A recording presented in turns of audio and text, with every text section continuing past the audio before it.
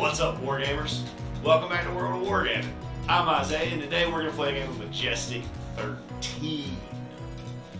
We're going to be hunting the Gzurn Shadow, which we'll go take a look at the hunting grounds and what this thing is going to be capable of doing in just a second. Before we do that, allow me to shield for myself for a moment and just kind of plead to you to, smash the buttons. If you like what we do, you want to help more people see it, smash the buttons. If you want to do even more to help out, check out the links in the description to Patreon, or obviously Patreon. Come hang out in the Discord with us and a few other little perks. Or there's Redbubble, where you can pick up a t-shirt, coffee mug, whatever you want. And whatever you do, it doesn't matter, because we're still going to hang out together today and play some war games.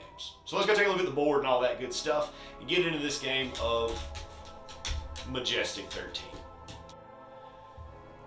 What's up, friends? And welcome back to another game of Majestic 13. Today we're in the wilderness at this abandoned villa that we've come across. Some rich person built this out in the woods and I guess died and had no heirs, whatever. I don't know how it got here, but I know that we're here now in the dead of night to hunt the Gzurn Shadow, who you can see perched on top of that blue house right there. My secondary is to touch the terrain. The terrain pieces are the two houses, the parking lot, and the patio area where the pool is. Both the parking lot and the patio are both difficult terrain because there's all kinds of litter and refuse and rubble and bushes grown up and all that stuff. The hedges are impassable. I can't go through them, but I can climb over them. It's too dense. And the Gzurn has 31 acuity, so it's going to go first and second. However, my dispersed are deployed in such a fashion that they are all out of line of sight of the alien, and the book doesn't really clearly express that, I find, and I just read through the fact and I didn't see anything that says that you have to have line of sight to spot a hidden enemy, but it makes sense that you at least need to be able to see the area where they are in order to spot them. I don't know if I'm right or wrong there, but it's how I'm going to play it today. If you know for a certain that it's supposed to be done differently, please let me know. But I'm going to do what makes the most sense to me, I guess. So because of that, the alien's first activations will leave it hidden and in place. So it won't move and it'll stay hidden. So I'm still going to have to jump out to spot it. And as a skulker or stalker, whichever it is, when they are revealed from being hidden, they get a bonus action after that model is done doing their thing. Then it's to me at 20. You go in the order of their acuity value. So I have to go with DJ, who needs to step out and try to spot this thing. It's a 23 to spot the shadow, and I have 20 acuity. 10 will spot it, and then it will take an activation. At which point I'm out of activations with DJ. So the shadow will climb down and scurry towards me, ending in cover if possible and remaining hidden, because it has an ability where whenever it activates, it's at the start of the round, and whenever it activates, or no, when it's set up and the start of each round, not when it activates, it becomes hidden. Making it to just this side of the hedge, I, however, made a mistake. I was supposed to roll 2 dice and take the lowest for that acuity check, so I need to roll another dice here. 8, we're still good. I needed anything better than a 3. One minor correction. Because he was not hidden, because I spotted him, he would not have moved over the hedge. He would have stopped where he would stay in cover and out of line of sight of as many people as possible. So not going to be out of line of sight because he's taller than the hedge. He's a big alien, but definitely in cover. Which doesn't matter because all of my friends have sighting HUDs. Suck it, alien. Maui is next for me. So we're going to go ahead and get him moving. And then he's going to have a shot with surprise on the shadow. Surprise means that we crit on a 19 or a 20 instead of just a 20. 14 is not a crit, but it is a hit. 4d6 damage. 6, 10, 11 because of my combat modifier, because of my skill level, and another +1 for my weapons depot. So 12 damage total. Alexander will be next to me, who's going to move out just a little bit. Able to move only 7 inches across the parking lot because of all the rubble and scrap and everything else that's littering it. It also looks like Alexander is going to be our runner for our secondary, which is the terrain checking one. So until his next activation, he'll have +1 defense. And he's next up for me is Fenrir, who's going to adjust so that he can get a shot. 7. Combat 19 now. So that's 26. No penalty for that, but he does have a new weapon because he has that Retech high energy rifle. Still do 2d6 though. +2 for his combat and for my weapon depot. 8, 9, 10. I'll take it. Last up in the round will be Ghost. He's just going to move slightly and then take a shot. That's a miss. That's a 1. That's a critical miss. We move to turn 2. Our shadow will hide. And we'll see what happens with our Fubar. We are -1 because it's a safe mission. We're good. No Fubar. So he's starting hidden and outside of 1 inches of all enemies, but he can see an enemy, so he will see enemies, so he will move to the closest enemy that he can see, which is Alexander. He will then attack with his shadow coils. He gets 2 of these. We got a 3 and a 1. I think those are probably both going to be misses. My defense is 32 on Alexander, or on everybody. No, actually Alexander's 33 until he activates again. But their combat is 26, so they're not... I'm probably not going to get too many of those whiffs. Monster goes again. So we'll repeat that step. 14, 14. Those are both going to hit me. The first one will not matter because I have a bubble. It just pops my bubble. The second one will do a d6 +3. So 4 damage, and I have to take, I believe, a dexterity test? Yes. A dexterity test, target number 25, or be blinded. So I need at least an 11.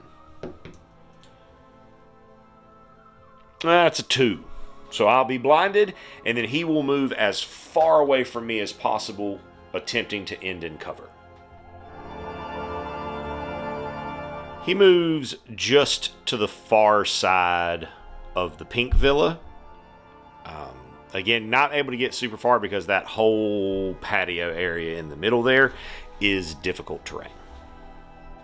DJ next is just going to push as hard as he can up towards the house. He manages to get up to the gate of the parking lot. Maui is up next, and I think he's got the movement to get a shot off.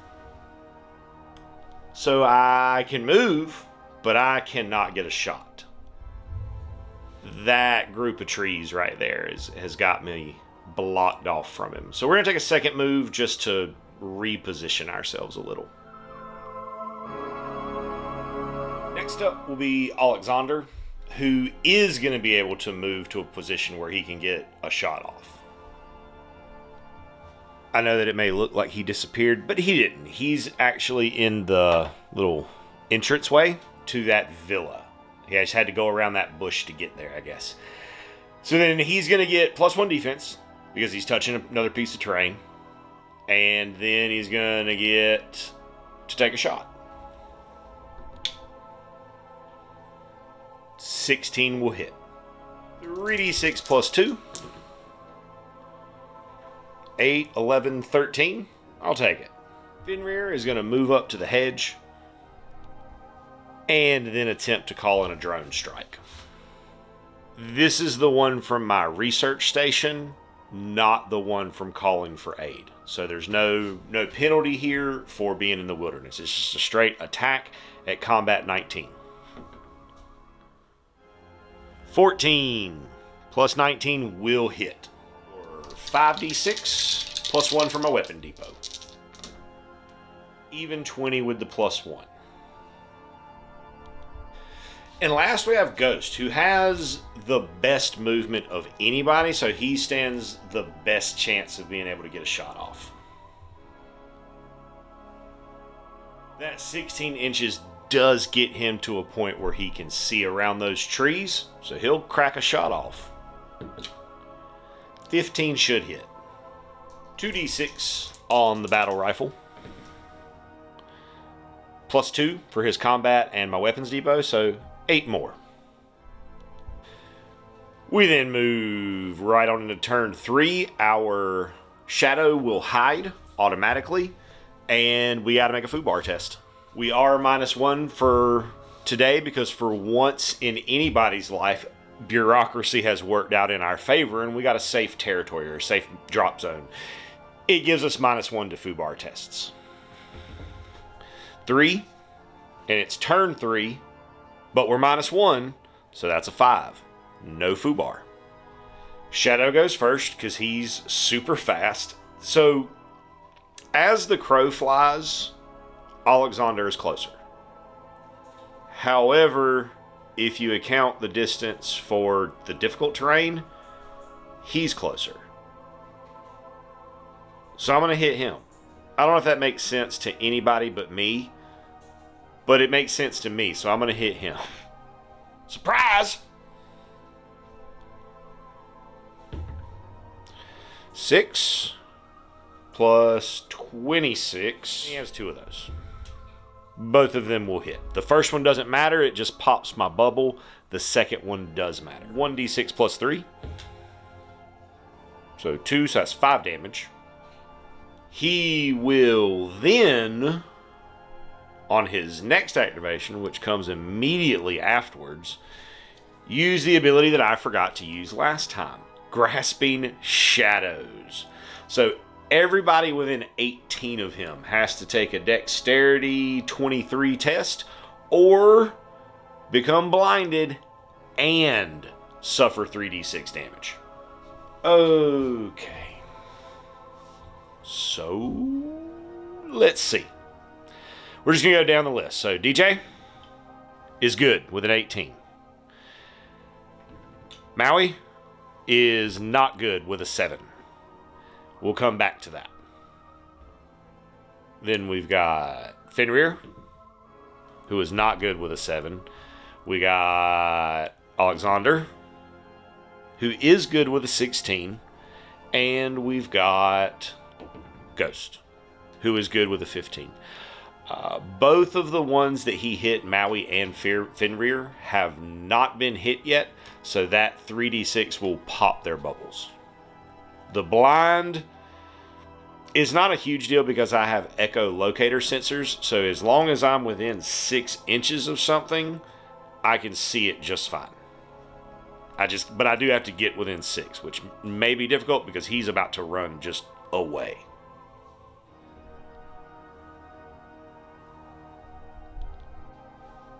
Bringing us to my first activation of the round, DJ. Getting within 6 so that his echolocators can pick him up. I do still get to try to clear the condition the old-fashioned way, so I guess, 5, no. So we'll shoot. That's a crit. Oh my goodness, that's a crit. It finally happened. So our base is 3d6. We have the Retech Weapons breakthrough on our research station, so when we crit, we get an extra 2d6 before we roll, or before we double. We're just going to roll it all at once. So we got this plus 2. 13, 14, 15, doubled, so 30 damage. The 30 damage takes the Shadow to 93 damage taken. He goes into Extremis at 95. Maui is up next for me, who we're going to see how far his movement gets him, and then make a decision. We're going to try to clear his condition. A 15 will clear it with his dex of 14. That makes a 29. I think I need a 25 to clear in phase 2, but I'll double check that. To right there. And we're going to try to call for aid. See if we can get a good old-fashioned drone strike in here. However, we are -1 because we're in the wilderness. That's a 3. If we weren't in the wilderness, that would be fair game. But that puts me to a 5, and I need a 6. Alexander will be next, and he's got the movement to cut through the villa. Popping out right there on the balcony, within 6 of the alien, to rain a shot down with his locator still working. I guess let's also see if I actually just naturally... No, I don't. I got an 8. I know I set that down as a 20. That's wrong. I got an 8. Now let's see if I can hit him. Not with a 4. Absolutely not. Fenrir is next. And he's going to try to clear his condition.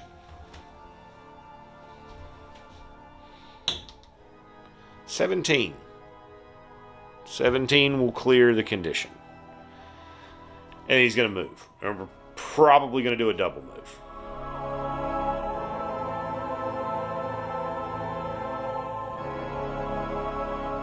Ghost is up last. He has plenty of movement, so he's going to hustle down. Putting himself on for a shot. 6, maybe. It's 23. Yeah, that'll hit. He's got a battle rifle, so 2d6 plus 2.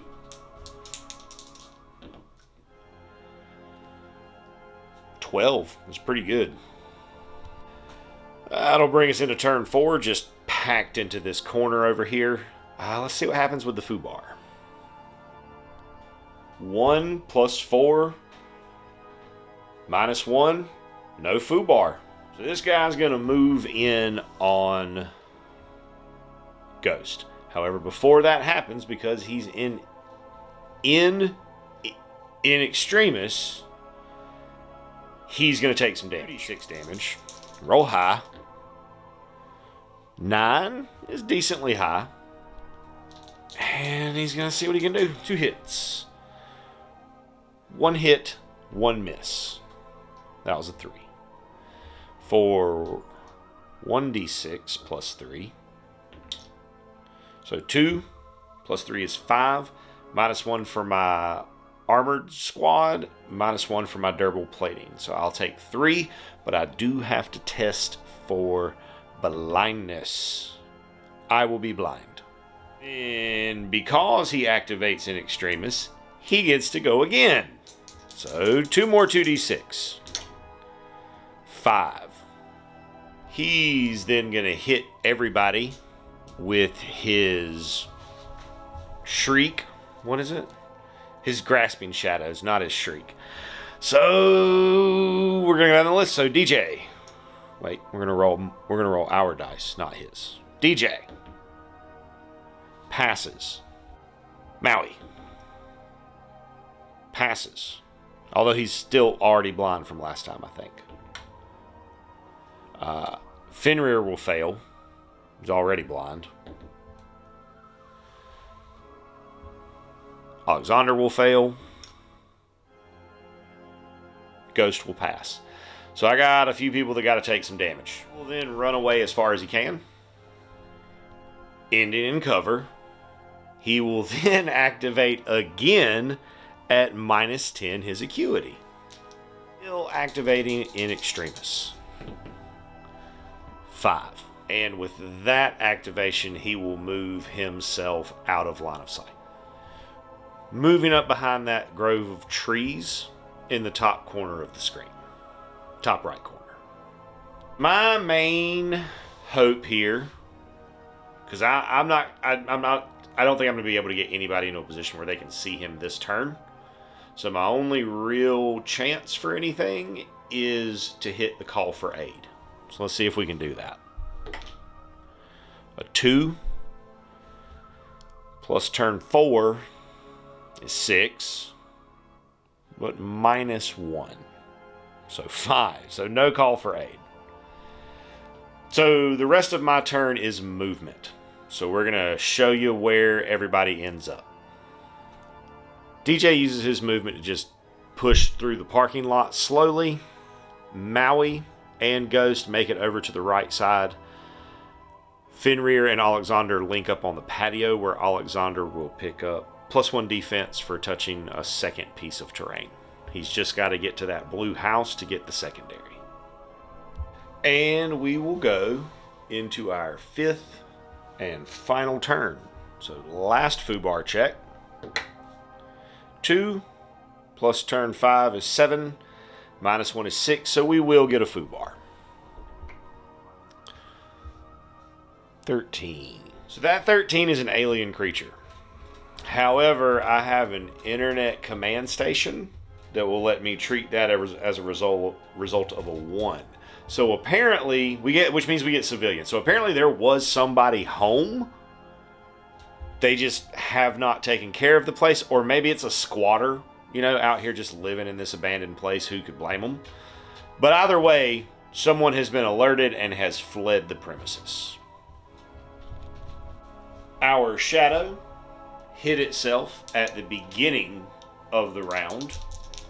It's in extremis, so it's going to activate and take some damage and hopefully just fall over dead. 8? Close, but not quite. So they swing at the one with the lower HP, or the more with more damage on them. They have the same amount of damage, so we're going to randomize. So an even will be Ghost. He wants a piece of Ghost. Can he get it?